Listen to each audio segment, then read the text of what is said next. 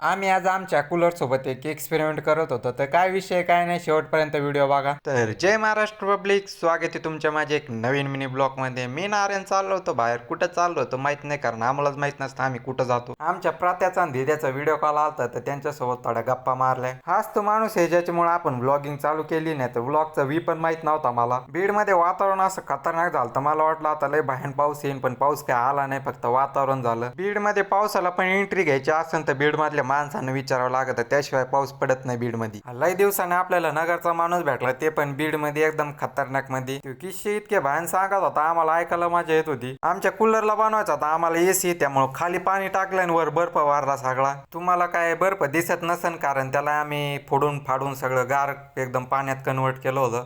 मग काय ठेवलं कूलर पशी, डोकं निवांत झोपून घेतलं. डायरेक्ट एसी झाला होता कूलर आमचा. तर भावानो, मी झोपलो. आता ठेवतो ब्लॉकला, इथं जेन करतो. कसा ब्लॉक वाटला कमेंट मध्ये सांगा.